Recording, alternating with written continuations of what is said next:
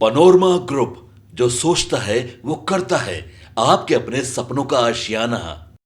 नमस्कार, आप देख रहे हैं सिटी पोस्ट लाइव और मैं हूं अंकित। सीएम नीतीश कुमार की सरकार ने एक बड़ा और अहम फैसला लिया है। जी हां, जिसके तहत अब 10,000 की जगह 25,000 रुपये सरकार देगी, लेकिन ये पैसे उन्हीं को मिलेंगे जो इस काम को करेंगे।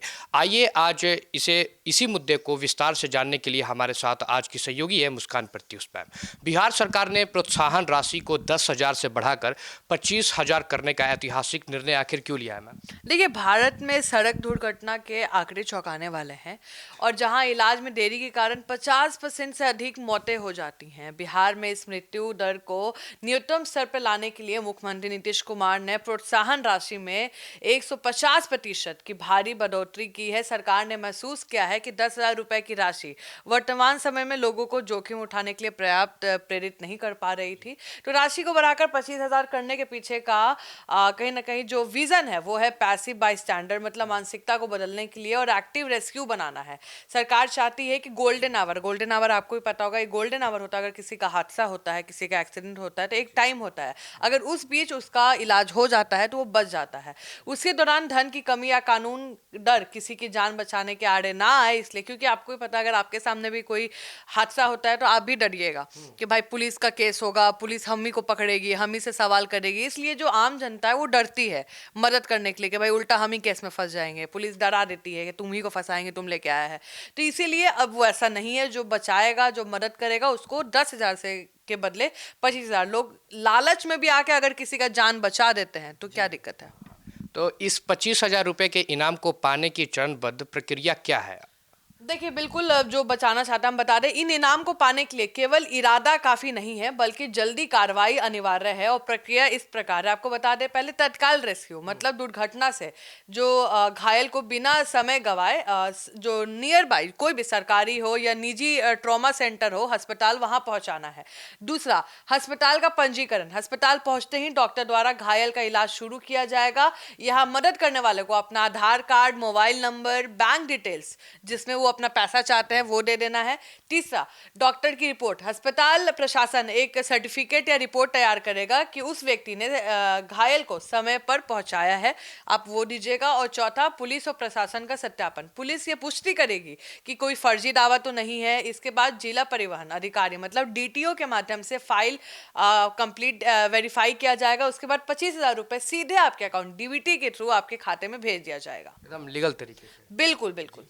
क्या घायल की मदद करने वाले जो व्यक्ति हैं को पुलिसिया जांच, कोर्ट कचहरी या अस्पताल के खर्च का बोझ उठाना पड़ेगा? ये एक बहुत बड़ा मिथ है कि लोग डरते हैं कि भाई अब हम ही को उठाना पड़ेगा, हम ही को गवाह बना के ले जाया जाएगा, तो जिसे सरकार जड़ से खत्म कर रही है। अब आपको बता दे, गुड समर्थन जो कानून है उसके तहत आपको बता दे, जो सुरक्षा प्राप्त है, पुलिस आपको गवाह बनाने के लिए मजबूर नहीं कर सकती है। यदि आप अपनी इच्छा से गवाही देना चाहते हैं तो ही आपको बुलाया जा सकता है, वो भी आपके सुविधा अनुसार। दूसरा बता दूं, अस्पताल आपसे घायल के इलाज का पैसा नहीं मांग सकता है। सुप्रीम कोर्ट का आदेश है कि घायल को भर्ती करने के लिए मददगार का रुकना जरूरी नहीं है, उसका काम है वो मददगार को दिया, अपना डिटेल्स दिया और वो निकल गया।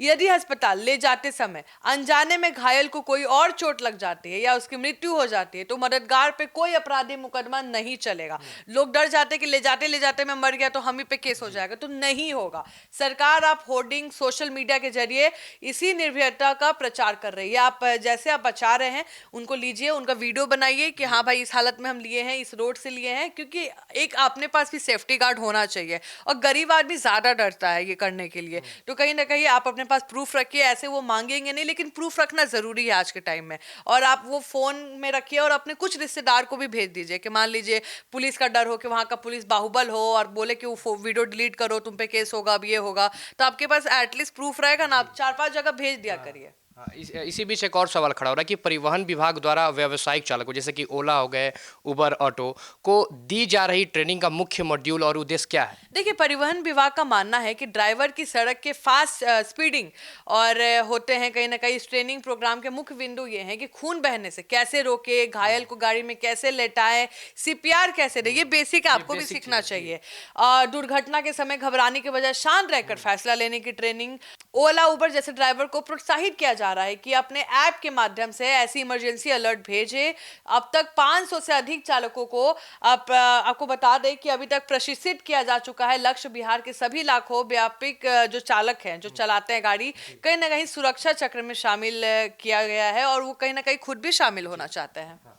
सड़क दुर्घटनाओं के पीछे की मानवीय भूलें, जैसे कि जो भूलें होते हैं, पर सरकार का क्या रुख है और बचाव के कठोर नियम उसके लिए क्या होगा? देखिए, विभाग ने डेटा जो निकाला है उसमें पाया गया है कि 90% दुर्घटनाएं मानवीय लापरवाही का परिणाम है, और सही बात है। इसलिए सरकार ने जीरो टॉलरेंस नीति अपनाई है। अब आपको चालान पे चालान इसलिए कटता है, आपको लगता है कि अरे ये क्या है, आज आप बच गए कल तो नहीं बचिएगा, तो आपको आज चालान कटेगा तो आप पहनिएगा ना एटलीस्ट। देखिए, वाहन चलाते समय फोन का उपयोग करने पर भारी जुर्माना के साथ लाइसेंस रद्द करने का प्रावधान है। साथ ही सीट बेल्ट, हेलमेट केवल नियम नहीं जीवन रक्षक है। परिवहन विभाग ग्रामीण क्षेत्रों में भी इसे अनिवार्य रूप से लागू कर रहा है। आपको बता दें, व्यवसायिक वाहनों में गति सीमा तय करने के लिए तकनीक का सहारा लिया जा रहा है।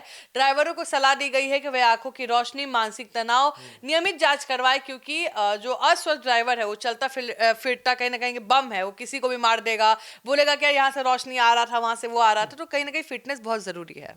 क्या ये योजना बिहार के दूरस्थ क्षेत्रों में भी प्रभावी है और इसका प्रशासनिक ढांचा कैसा होगा? देखिए, ये योजना बिहार के 38 जिले के हर गांव शहर में समान रूप से लागू है और इसकी निगरानी के लिए कहते हैं ना, एक प्रॉपर सिस्टम बनाया गया है। आपको बता दें, परिवहन सचिव राजकुमार स्वयं मुख्यालय से डेटा की निगरानी कर रहे हैं। जिला मजिस्ट्रेट यानी डीएम और जिला परिवहन यानी डीटीओ की अध्यक्षता में विशेष टीम बनाई गई है, जो अस्पताल में सामान्य कहीं ना कहीं मॉनिटरिंग चेक करती है। हर जिले में जागरूकता रथ, डिजिटल होर्डिंग लगाए गए हैं ताकि दूर दराज के लोगों को पता चल सके कि उनकी एक छोटी सी मदद उन्हें 25,000 रुपए का सम्मान और किसी नए जीवन को जीवन दिला सकती है। और ये योजना केवल पैसों का वितरण नहीं है, बल्कि बिहार के सामाजिक ताने बाने को मजबूत करने के लिए एक प्रयास है। और 25,000 रुपए की राशि एक बड़ा प्रोत्साहन है, जो इंसानियत को कानून डर पर जीत दिलाने के लिए मदद करेगी। जी, तो अब सवाल सिर्फ सरकार के फैसले का नहीं, बल्कि हमारी जिम्मेदारी का है। एक सही समय पर उठाया गया कदम किसी की पूरी जिंदगी बचा सकता है। नीतीश सरकार की यह पहल बताती है कि इंसानियत अब डर से बड़ी है। फिलहाल आपकी क्या सोच है इस पूरे डिबेट को लेके? हमें कमेंट में अपनी राय जरूर साझा करें। तब तक के लिए देखते रहिए सिटी पोस्ट लाइव।